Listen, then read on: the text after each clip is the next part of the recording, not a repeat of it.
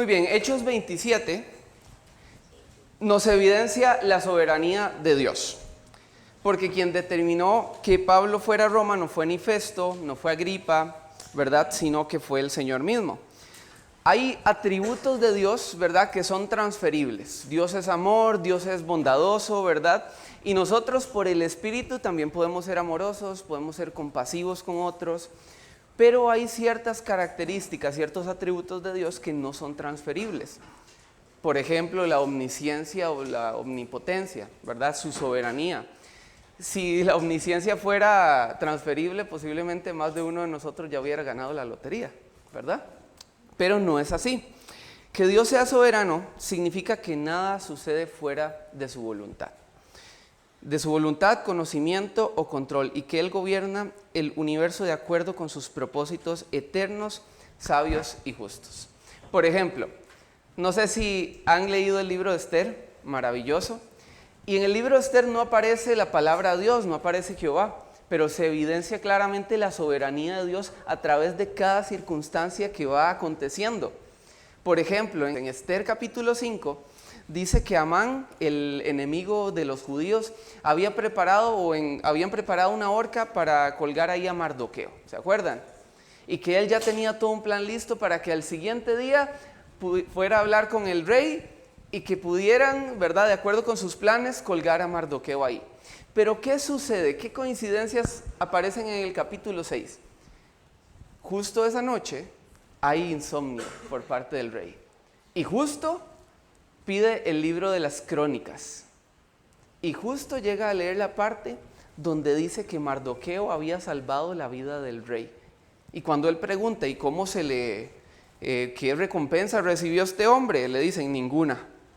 Y entonces empiezan a desencadenar acciones que terminan en que Amán va a ir a la horca, la misma que él preparó para Mardoqueo, él termina muriendo ahí. Mardoqueo va a ser exaltado y el pueblo de Dios, a través de otras acciones también, va a ser salvado. Pensemos ahora que Alo mencionaba a Jonás. Jonás es un ejemplo muy interesante, yo lo consideraría hasta la antítesis de lo que está sucediendo en Hechos 27. Estamos en un barco también, se monta en un barco para ir a Tarsis, esta vez huyendo de su responsabilidad como mensajero de Dios. Pero cuando llega esta tempestad, ¿saben cómo deciden quién fue el culpable? ¿Se acuerdan? Tiran suertes, una moneda, no sé si habían dados en aquel tiempo, pero tiran suertes y cae sobre Jonás. ¿Coincidencia meramente? Por supuesto que no. Hay un propósito detrás de eso. Vean lo que dice Proverbios 16:33. La suerte se echa en el regazo, mas de Jehová es la decisión de ella. Sea que veamos un evento que parece al azar o fruto de decisiones humanas, Dios evidentemente está operando ahí. ¿Qué tiene que ver esto con Hechos capítulo 27? Dios había ya revelado su voluntad a Pablo. Ya hemos visto este versículo las últimas semanas y creo que lo tenemos bastante claro. A la noche siguiente el Señor se apareció a Pablo y le dijo, ánimo, así como has dado testimonio de mí en Jerusalén, es necesario que lo des también en Roma. Sin embargo, ese viaje hacia Roma, que es justamente el tema de este capítulo, va a tener ciertas demoras, ¿verdad? Van a haber vientos contrarios, va a haber una tormenta que llegó al punto que Lucas mismo, que estaba ahí escribiendo, quien confiaba en Dios, va a decir lo siguiente. Y ahora vamos a ver el versículo con más detenimiento dentro del estudio, pero él llegó a decir, y no apareciendo ni sol ni estrellas por muchos días y acosados por una tempestad no pequeña, ya habíamos perdido toda esperanza de salvarnos, él incluido. Así que algunos pueden pensar por otro lado que entonces la soberanía de Dios se trata de que nosotros somos títeres, de que ya Dios escogió arbitrariamente todo lo que va a pasar y entonces nosotros simplemente estamos ahí como si fuera un tren siguiendo el riel de lo que ya fue establecido y listo, no tenemos capacidad ni responsabilidad en esas decisiones. Pero no es lo que enseña la Biblia. Realmente la soberanía de Dios es algo más complejo. Y voy a fundamentarlo en Hechos 27 muy rápidamente. Vean lo que dice. En media tempestad se le aparece un ángel de Dios a Pablo. Y en el versículo 24 dice, Dios te ha concedido todos los que navegan contigo. Es decir, que no se salve solo él, en su camino a Roma, sino que también los otros 275 hombres que estaban en esa barca van a salvarse. Pero en el versículo 31 dice, pero Pablo dijo al centurión, después de que ciertos marineros quisieran escaparse, ¿verdad? Agarrar el esquife, que era el bote de emergencia, y salirse, Pablo dijo al centurión y a los soldados un condicional: si estos no permanecen en la nave, vosotros no podéis salvaros. Vean qué interesante. Dios le concedió que todos se salvaran, pero aquí se introduce un condicional de obediencia. Si estos hacen esto, ustedes no van a poder salvarse. Así que también hay cierta responsabilidad humana que tiene que ver con la obediencia. El ser humano es también responsable de sus decisiones, y que un plan del Señor para bien puede no concretarse si hay desobediencia, si nos dejamos de depender del Señor, si hay desconfianza. Así que, en resumen, yo estoy convencido de que con la guía del Espíritu Santo vamos a poder conocer hoy cómo es que opera el Dios soberano y todopoderoso, pero también cómo fue obediente Pablo y cómo confió en Dios, y cómo estas dos realidades de la soberanía de Dios y la responsabilidad humana están para que nosotros aprendamos de ellas. Vamos a los versículos del 1 al 3, acompáñenme. Ahora sí, Hechos 27 dice así: cuando se decidió que habíamos de navegar para Italia, entregaron a Pablo y a algunos otros presos a un centurión llamado Julio, de la compañía Augusta, compañía de la cual no se sabe mucho, por cierto. Y embarcándonos, ojo a Lucas aquí utilizando primera persona plural, y embarcándonos en una nave adramitena que iba a tocar los puertos de Asia, zarpamos, estando con nosotros Aristarco, macedonio de Tesalónica. Al otro día llegamos a Sidón, y Julio, tratando humanamente a Pablo, le permitió que fuese a los amigos para ser atendido por ellos. Ya en otras ocasiones, específicamente en Hechos capítulo 5 y Hechos capítulo 12, Dios había mostrado su soberanía y su poder liberando milagrosamente a los apóstoles de la prisión. Pero no repite la fórmula esta vez, ¿verdad? Porque Dios no actúa de acuerdo a nuestros propios intereses, sino de acuerdo a sus propósitos. ¿Y qué es lo que va a pasar aquí? El Señor no va a liberar a Pablo de la vigilancia romana, pero sí lo va a rodear de compañeros y amigos. Vean qué interesante. ¿Y cuáles son esos compañeros y amigos? Se menciona primeramente a Lucas, que déjenme decirles que Lucas es, yo creo que los personajes bíblicos más infravalorados. ¿Sabían que Lucas es el personaje que más escribe en el Nuevo Testamento? Pablo escribe 13 cartas, pero en extensión sigue siendo un 28-29% menos de lo que escribe Lucas en sus dos tratados, digamos, en Lucas y en Hechos. Lucas era muy inteligente, era muy metódico también. Era un hombre ordenado. Incluso se dice en Colosenses 4:14 que era médico, el médico amado. ¿Se acuerdan cuando se está despidiendo Pablo de los colosenses, que dice que es Lucas el médico amado? Así que Lucas tenía muchas virtudes, pero si me preguntan, yo creo que la principal es que era un buen compañero. Cuando en 2 Timoteo 4, que es la última carta que escribe Pablo antes de ser ejecutado, él dice literalmente: solo Lucas está conmigo. Lucas había demostrado ser una persona valiente, una persona que estaba ahí pese a todo lo que viniera. Y gracias a la labor que él hizo, no siendo el personaje principal, ¿verdad?, sino relatando los hechos que el Espíritu Santo hacía, es que nosotros tenemos esta historia, por cierto. No solo Lucas, sino también Aristarco. Aristarco no se menciona mucho en el Nuevo Testamento, pero sí hay ciertas porciones ahí en Hechos capítulo 19, cuando está en Éfeso, por ejemplo, Pablo, se dice que Aristarco era de los que lo acompañaban. Se dice también que era un macedonio de la capital, que era Tesalónica.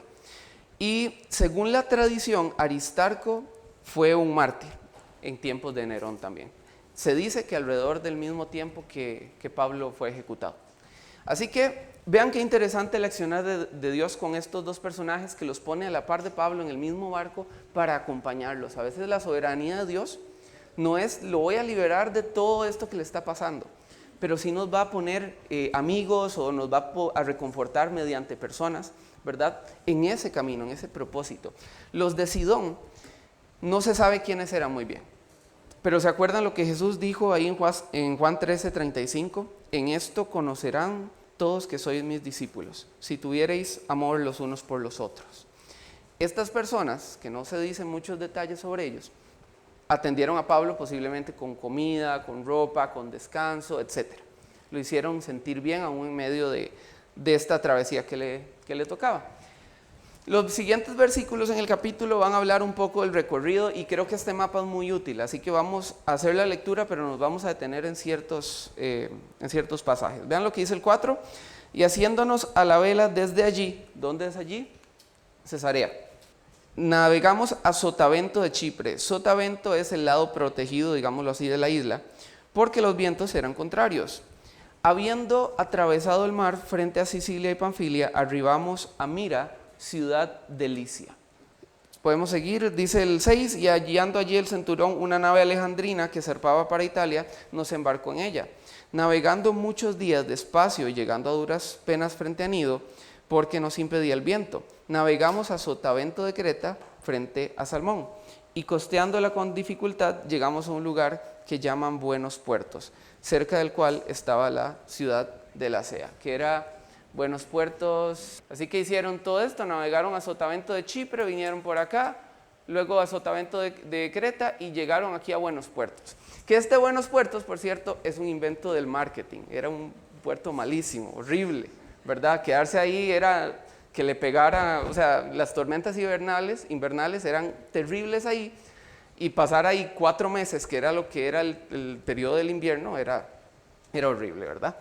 Dice un comentarista que el carguero típico, que era el barco donde ellos van a navegar, era más o menos de 42 metros de largo y 11 metros de ancho. Tenía una vela como la que vemos ahí, y eran naves fuertes, pero debido al diseño no podían navegar muy bien contra el viento. Vamos a ver a partir del versículo 9, por qué es que no era recomendable viajar en ese entonces. Vean 27:9, y habiendo pasado mucho tiempo y siendo ya peligrosa la navegación, por haber pasado ya el ayuno, Pablo les amonestaba diciéndoles: varones, veo que la navegación va a ser con perjuicio y mucha pérdida, no solo del cargamento y de la nave, sino también de nuestras personas. Pero el centurión daba más crédito al piloto y al patrón de la nave que a lo que Pablo decía. Y siendo incómodo el puerto para invernar, Buenos Puertos, entre comillas, la mayoría acordó zarpar también de allí, por si pudiesen arribar a Fenice, puerto de Creta, que mira al nordeste y sudeste, e invernar allí. Vean, era muy peligroso salir. Por las correlaciones históricas, recordemos que el Imperio Romano no solo pasó para la Biblia, ¿verdad? Sino que es algo que podemos investigar con la historia. Es muy posible que el periodo, el día de ayuno que Pablo está mencionando aquí, o que Lucas, perdón, está mencionando aquí, sea el 5 de octubre del año 59, tomando en cuenta las referencias de Agripa II que hay, ¿verdad?, de Festo también, y los meses, ¿verdad?, que el día de la expiación, cuando se refieren al ayuno, por cierto, es el Yom Kippur, el día de la expiación. El punto es que era alrededor de octubre. Era muy peligroso, ¿verdad?, ya navegar en este periodo. De marzo a agosto es bastante favorable la navegación, pero a mediados de septiembre y hasta octubre era muy riesgoso. Que Pablo dijera esto significaba que algo tenía que tener de cierto. Ellos conocían que el invierno acá era duro y no era recomendable navegar un 5 de octubre sabiendo que ya en noviembre todo iba a estar prácticamente cerrado. La navegación no se daba prácticamente en noviembre. Pregunta trivia bíblica.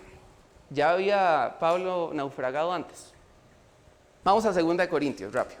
2 de Corintios, capítulo 11, versículo 25. Pablo, hablando, ¿verdad?, de los sufrimientos que ha tenido como apóstol, dice: 3 veces he sido azotado con varas, 1 vez apedreado, 3 veces he padecido naufragio.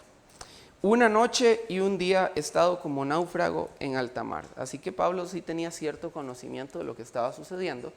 Y no solo él, ¿verdad?, sino los ciudadanos que eran de esa región. Sabían cómo era el invierno, qué cuidados había que tener, pero de ahí les convenía tanto al centurión como al comerciante que el barco saliera, ¿verdad?, hacia Roma. Entonces, No hay indicación de que Pablo hablara esto en condición de profeta. No es que Pablo estaba siendo iluminado por el Espíritu. Si ustedes leen bien ese pasaje específicamente, Pablo simplemente lo está diciendo desde su propia experiencia, la cual era valiosa, pero Pablo no era más que un preso ahí. Así que le hicieron caso ¿a quién? Al capitán de ese contexto, ¿verdad? Al capitán del barco, sí, y al dueño. Así que deciden irse. Vean los problemas para navegar que tenemos a partir del versículo 13. Y soplando una brisa del sur, pareciéndoles que ya tenían lo que deseaban, levaron anclas e iban costeando Creta. Pero no mucho después dio contra la nave un viento huracanado llamado Euroclidón. Y siendo arrebatada la nave y no pudiendo poner proa al viento, nos abandonamos a él y nos dejamos llevar. Y habiendo corrido a sotavento de una pequeña isla llamada Clauda, con dificultad pudimos recoger el esquife. Y una vez subido a bordo, usaron de refuerzos para ceñir la nave. Y teniendo temor de dar en la sirte, arriaron las velas y quedaron a la deriva. Voy a detenerme acá un momento, en el versículo 17. La sirte quedaba más o menos por aquí. Eran unas montañas de arena que, para ponerlo en nuestro contexto, es como hablar del Triángulo de las Bermudas, una región marítima que era bastante conocida por la destrucción que daba a las naves. La Sirte eran montañas de arena que estaban más o menos por esta región y que si el barco caía ahí, posiblemente no iba a salir. Seguimos en el 18, pero siendo combatidos por una furiosa tempestad, al siguiente día empezaron a alijar. O sea, quitar parte de la carga del barco, ¿verdad? Para aligerarlo, pensando en no hundirse. Dice el 19, y al tercer día con nuestras propias manos arrojamos los aparejos de la nave, y no apareciendo ni sol ni estrellas por muchos días, y acosados por una tempestad no pequeña, ya habíamos perdido toda esperanza de salvarnos. Vamos a recapitular un poco qué es lo que está sucediendo, porque creo que esta historia, hasta este punto, puede reflejar nuestra propia historia también. La situación desesperante en la que estaban no era por desobediencia de Pablo. Él estaba en obediencia, en su mejor conciencia, yendo hacia el plan que Dios tenía para él en Roma. Así que muchas veces, humanamente, vamos a estar en situaciones que no esperábamos o que no queríamos por decisiones que toman otras personas, ¿verdad? Y que de hecho Pablo las va a señalar. Pablo no va a decir, esto es la voluntad de Dios, qué bonito estar aquí. No, Pablo va a reclamarles eso incluso. No podían ver el sol ni las estrellas, que era la última manera para ubicarse. No tenían Waze, no tenían Google Maps, ¿verdad? No tenían GPS, ni Garmin tampoco. No podían depender de ningún humano. Cualquier forma de ánimo o dirección no tendría fundamento. Eran frágiles y vulnerables en el mar violento. Y dice también por muchos días. Pablo, lo más que había estado, como leímos, era una noche en alta mar. Así que creo que esta escena nos representa porque muchas veces pensamos que la retribución de nuestra obediencia va a ser un caminar claro, un caminar estable y sin turbulencia. Pero es común que Dios utilice nuestras situaciones, que Dios utilice situaciones potencialmente desalentadoras para enseñarnos algo más valioso que la claridad en nuestro caminar cristiano, y es la dependencia. Ojalá pudiéramos escribir en la tabla de nuestro corazón que separados del Señor, nada podemos hacer. Vean lo que dice el versículo 24 para meternos o ponernos en los zapatos de Pablo. Dice que se le apareció un ángel en el versículo 23 y la primera palabra con la que se presenta es: Pablo, no temas. Por supuesto, Pablo estaba consciente de su llamado, estaba consciente del propósito de Dios, pero el depender de Dios era algo totalmente diferente acá. No se trataba ya de su experiencia como predicador, no se trataba ya de todo lo que él había recorrido, sino depender del Señor aún en estos momentos tan difíciles. Este versículo, este pasaje, el 21 al 26, me gustaría centrar el enfoque de esta primera lectura en la confianza personal de Pablo. Pablo tenía certeza de tres cosas. Quiero que leamos el versículo 21 y hasta el 26.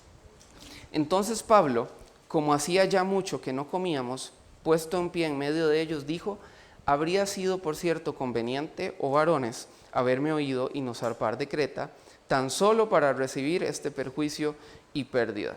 Es decir, Pablo estaba, básicamente es un se los dije, ¿verdad? No tuvimos que haber salido. Pablo no quita la responsabilidad humana de esas decisiones. 22, pero ahora os exhorto, los animo a tener buen ánimo, pues no habrá ninguna pérdida de vida entre vosotros, sino solamente de la nave, porque esta noche ha estado conmigo el ángel de Dios, de quien soy y a quien sirvo. Diciendo Pablo, no temas, es necesario que comparezcas ante César, y he aquí Dios te ha concedido todos los que navegan contigo. Por tanto, oh varones, tened buen ánimo, porque yo confío en Dios que será así como me ha dicho. Con todo, es necesario que demos en alguna isla. No le dio a Dios todos los detalles a Pablo, en alguna isla. Vean qué interesante la certeza que había en el corazón de Pablo. Primeramente, la presencia de Dios, como leíamos en Salmo 139. Un ángel no llegó porque sí. Un ángel, por definición, es un enviado. La presencia de Dios fue manifestada a Pablo mediante este mensajero. Ha estado conmigo el ángel de Dios, presencia, estaba consciente de eso. También consciente de su pertenencia, el Dios de quien soy y a quien sirvo. Vean la profundidad de esa convicción en ese corazón. Cuando Pablo se convierte, él dice, Señor, ¿quién eres y qué quieres que haga? Aquí vean, más o menos, ¿qué? 30 años después, ahí está. Este es mi Dios, Él es a quien sirvo.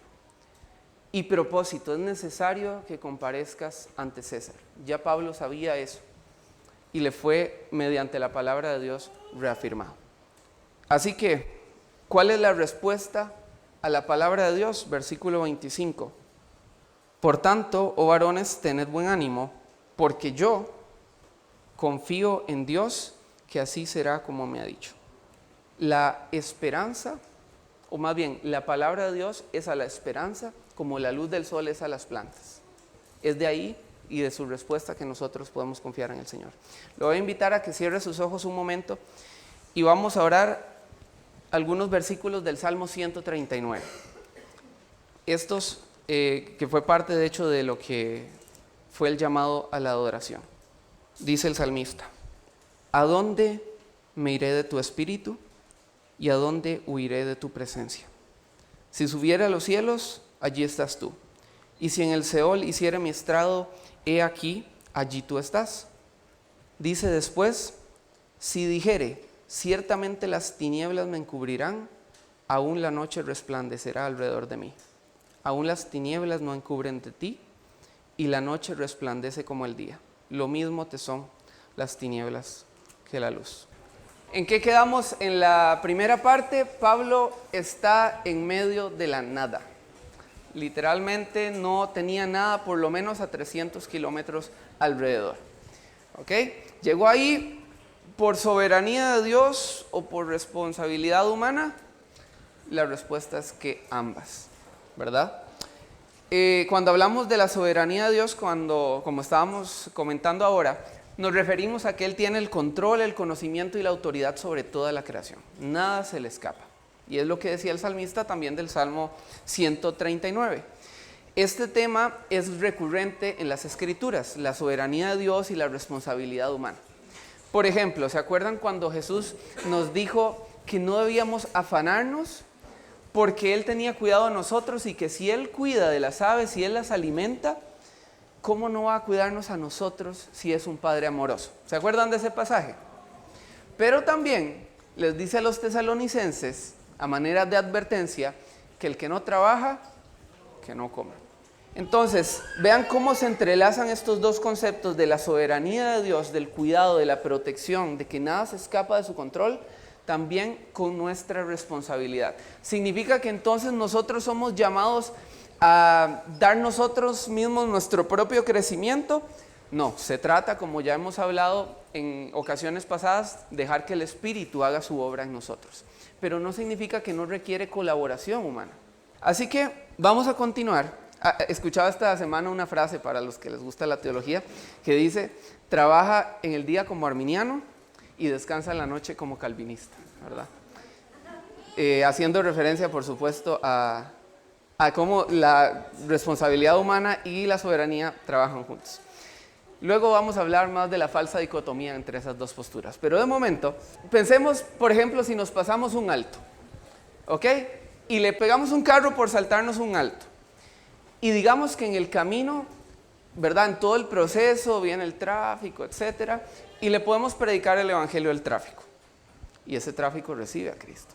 ¿Significa que ese va a ser nuestro modus operandi de ahora en adelante? Evidentemente no, ¿verdad? Que Dios pueda utilizar algo para bien no significa que nosotros no podamos mejorar nuestras decisiones. Vean qué clara que es la palabra de Dios y volvamos al pasaje con el que terminamos en la primera parte. 27 y vamos a leer desde el 21 hasta el 26. Dice así, me gustaría centrarme de momento en el 21. Pablo se levanta en medio de gente desesperanzada y les dice, entonces Pablo, como hacía ya mucho que no comíamos, puesto en pie en medio de ellos, dijo, habría sido por cierto conveniente, oh varones, haberme oído y no zarpar de Creta, tan solo para recibir este perjuicio y pérdida. Queda claro que ellos no hicieron bien. Quizás por la desesperación de llegar a Roma por parte de Julio, que era el centurión, o quizás porque el comerciante ocupaba ganarse esa plata rápido, ¿verdad? Y no esperarse 4 meses hasta poder obtener ganancias, fue que ellos siguieron. Son responsables de sus acciones. La soberanía de Dios nunca va a anular eso. Así que cuando pensemos, wow, esta situación tan mala, Dios la utilizó para algo bueno. Pero si yo pude tomar una mejor decisión, la Biblia me manda a tomar esa decisión, a ser diligente, por supuesto.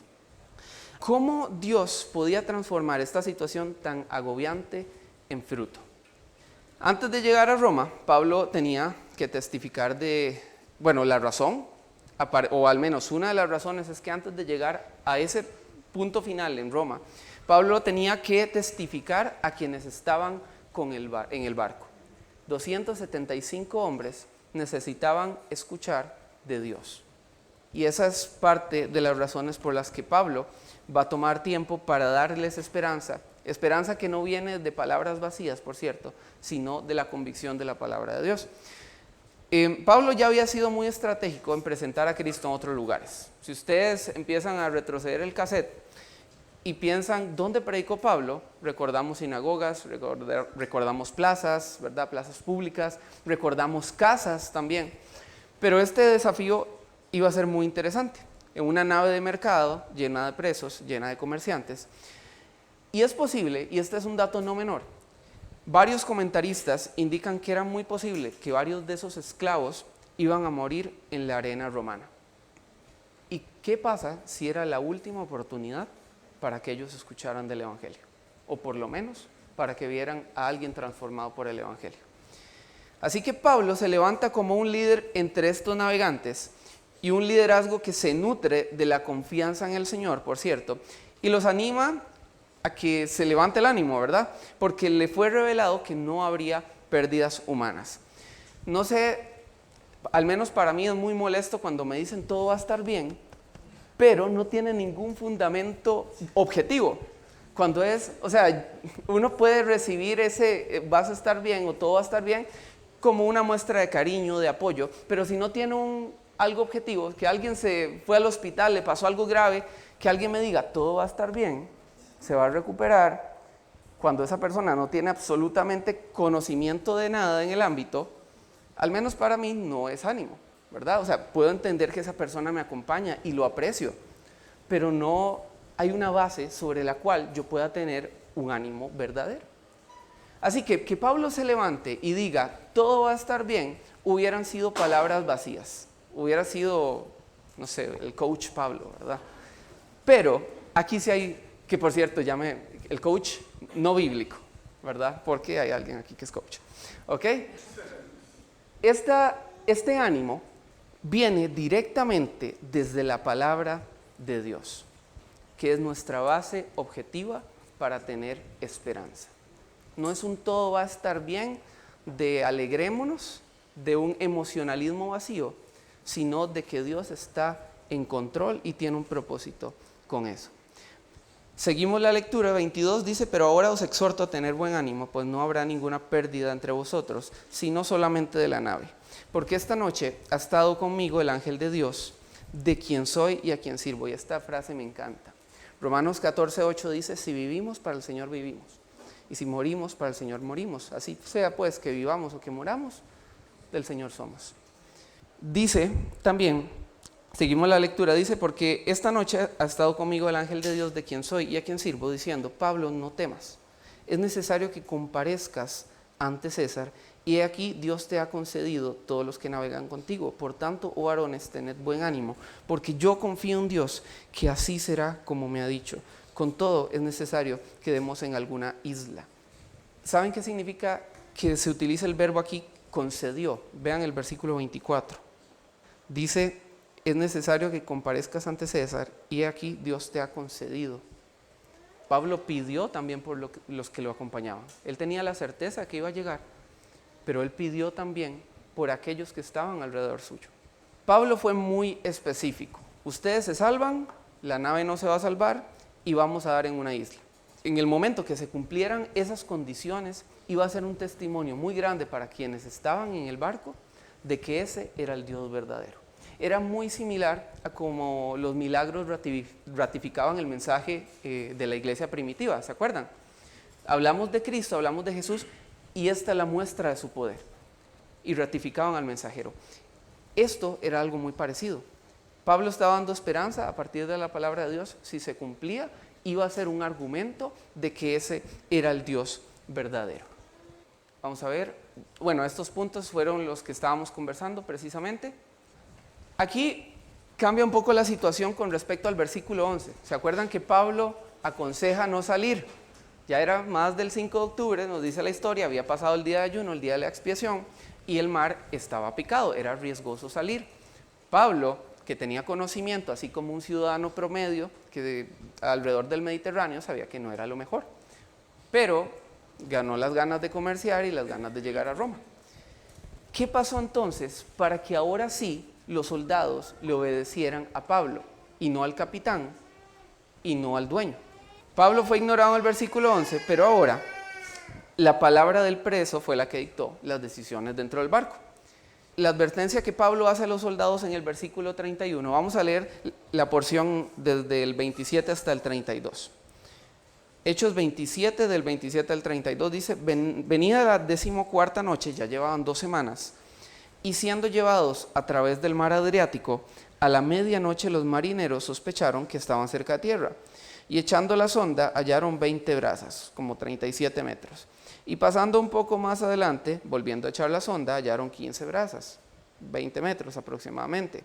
Y temiendo dar en escollos, echaron 4 anclas por la popa y ansiaban que se hiciese de día. Entonces los marineros procuraron huir de la nave y echando el esquife, es decir, el bote de emergencia, al mar, aparentaban como que querían largar las anclas de proa. Pero Pablo dijo al centurión y a los soldados, si estos no permanecen en la nave, vosotros no podéis salvaros. Entonces los soldados cortaron las amarras del esquife y lo dejaron perderse. No era poca cosa cortar esas amarras, era el bote de emergencia. Ninguno se podía salvar, ni siquiera los soldados con toda su autoridad, ¿verdad?, iban a tener esa oportunidad de huir por el bote de emergencia. Vean la diferencia que hay desde que se comunicó la palabra de Dios. Y en un contexto donde Pablo, donde el predicador ya no era el líder marítimo, los soldados deciden hacerle caso a él. Y me hace reflexionar un poco en que la palabra de Dios no es solo autoritativa en nuestro contexto religioso, entre comillas, sino en todos nuestros contextos. Les voy a pedir que me acompañen a Lucas, capítulo 5. Vamos a leer los primeros 6 versículos de la pesca milagrosa, porque aquí vamos a ver que los primeros 3 versículos, de acuerdo a la percepción de Pedro, todo era normal. Un predicador está predicando, un maestro de enseñanzas de Dios está enseñando de Dios. Listo. Vean lo que dice Lucas 5, del 1 al 6. Leo los primeros 3 versículos. Aconteció que estando Jesús junto al lago de Genesaret, el gentío se agolpaba sobre él para oír la palabra de Dios. Y vio 2 barcas que estaban cerca de la orilla del lago, y los pescadores, habiendo descendido de ellas, lavaban sus redes. Y entrando en una de aquellas barcas, la cual era de Simón, le rogó que la apartase de tierra un poco, y sentándose, enseñaba desde la barca a la multitud. Hasta ahí, todo normal, todo como se espera. ¿Qué es lo que pasa después? Jesús se va a meter en un territorio técnico de la pesca. Dice, cuando terminó de hablar, dijo a Simón, boga mar adentro y echad vuestras redes para pescar. Me imagino la cara de Pedro como, usted es predicador, carpintero. Tal vez en ese sentido usted sí me pueda ilustrar a mí, pero en mi área de profesión, donde yo trabajo, donde he pasado horas, días, meses, años de mi vida, usted me va a decir a mí qué hacer. Vean el versículo 5. Respondiendo Simón le dijo, Maestro, toda la noche hemos estado trabajando y nada hemos pescado, mas en tu palabra echaré la red. Y habiéndolo hecho, encerraron gran cantidad de peces y su red se rompía. La palabra de Dios no es solo autoritativa en nuestros contextos religiosos, no es solo autoritativa en estas paredes que nosotros vemos aquí. La palabra de Dios es autoritativa también en nuestro contexto social, en nuestro trabajo, en nuestros negocios, entretenimiento, estudios, en todo. Pensaba mientras escribía esto, en Perú, en Cusco específicamente, hay un templo que se llama el Templo de Coricancha, que significa el lugar del sol. Y era muy interesante que las personas llegaban y entraban, pero este templo tenía como cuartos de adoración. Es decir, si yo venía a adorar al dios sol, yo entraba por las puertas de Coricancha y tenía este cuarto que decía adoración al sol, y ahí entraba yo y daba mi ritual o lo que fuera, ¿verdad? Había otro cuarto que se utilizaba para la adoración a la luna, otro al arco iris, otro al Dios creador, ¿verdad? Que ellos tenían. A veces pienso que en nuestra vida tendemos a seccionarla de una manera similar. Dios, Jehová, nuestro pastor, ¿verdad? Él es mi deidad, pero solamente en el contexto religioso. Cuando tiene que ver con ir a la iglesia, cuando tiene que ver con ofrenda, cuando tiene que ver con creer en algo, con sentirme bien. Pero ¿qué pasa cuando al lado hay un cuarto que se llama trabajo o negocios y el Dios es el dinero?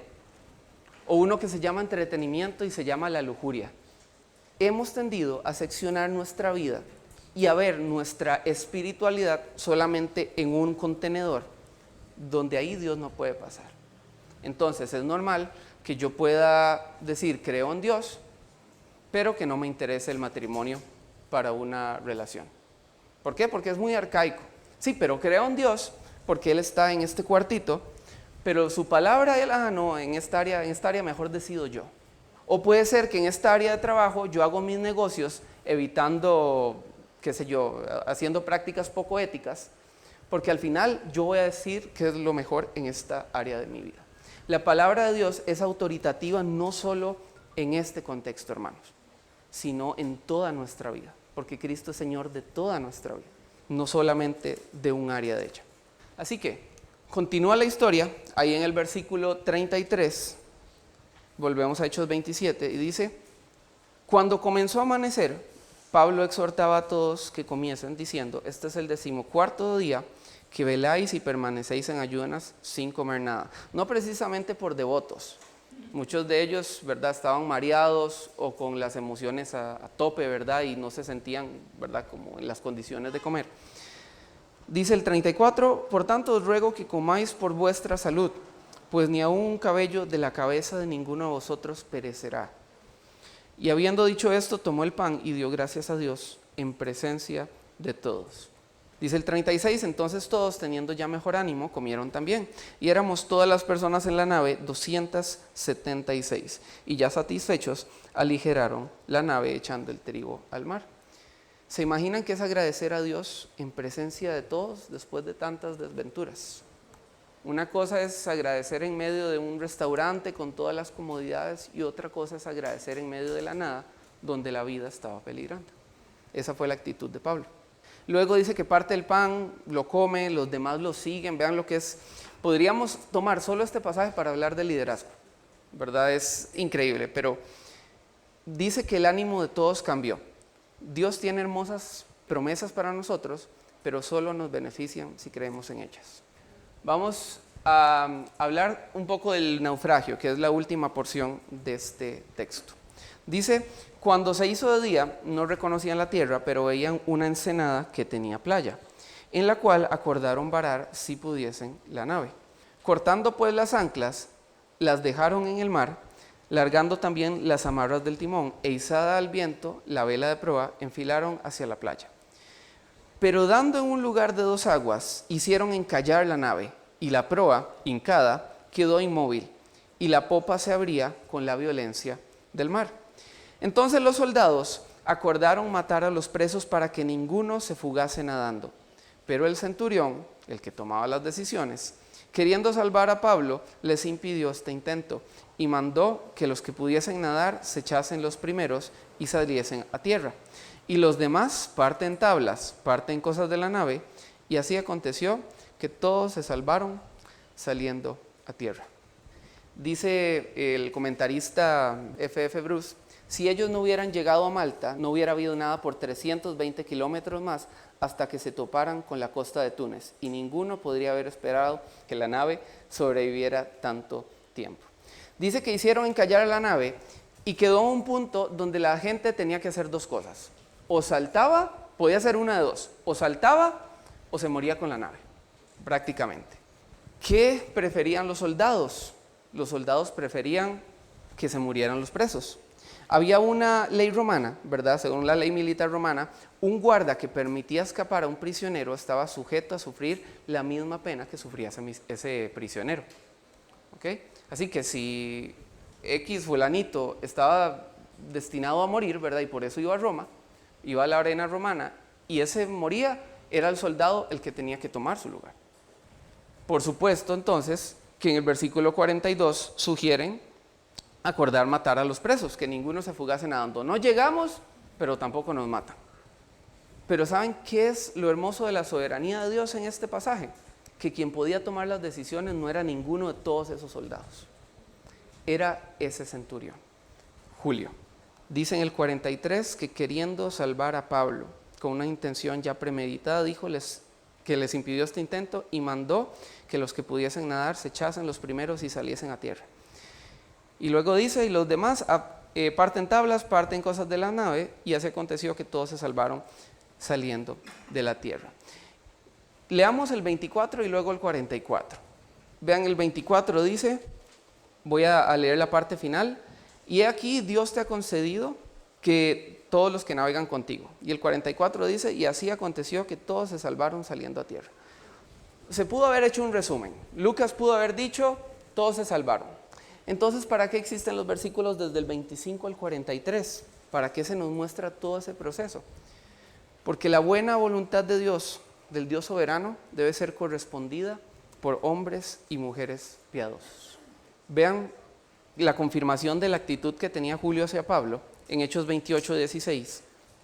Dice que cuando llegaron a Roma, acá está, cuando llegamos a Roma, el centurión entregó los presos al prefecto militar, pero a Pablo se le permitió vivir aparte con un soldado que le custodiase.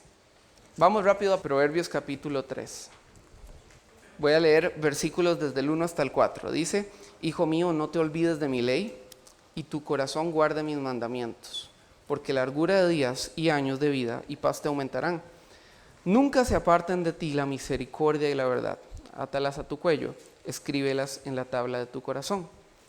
Y hallarás gracia y buena opinión ante los ojos de Dios y de los hombres. Un poco de lo que estaba aconteciendo aquí con Pablo, en este acto soberano de que justo el que podía tomar las decisiones salva a los prisioneros. Y llegan, el versículo 44, a completarse lo que ya Pablo había compartido en el versículo 24, donde comparte la esperanza de la palabra de Dios. ¿Cuál es el énfasis de esta historia? Por cierto, así se ve donde cayó Pablo. Se llama la Bahía de San Pablo, en el norte de Malta. Voy a tener que ir ahí para terminar mi estudio, ¿verdad? Para darles más contexto de este pasaje. El énfasis de la historia no es que nuestros planes van a salir bien.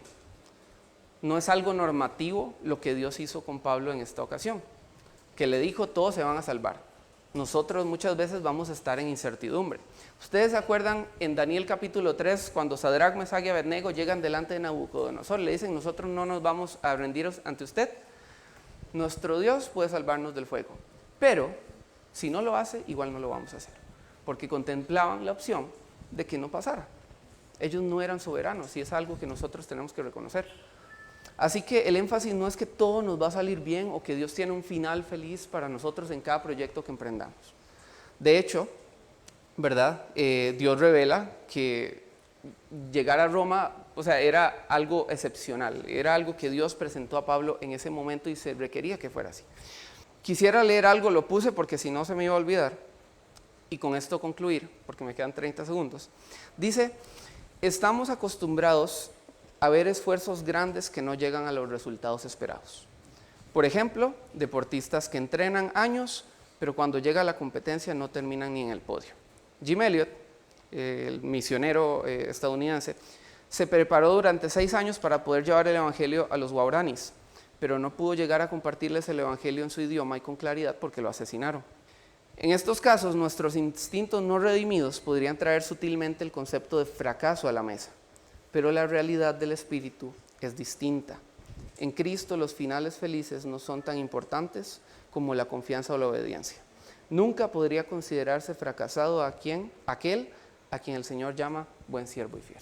Vamos a orar. Padre amado, te agradecemos porque eres soberano, porque absolutamente nada escapa, Señor, de tu control. No solo tienes toda la autoridad, sino que también te has presentado, Señor, como nuestro Padre.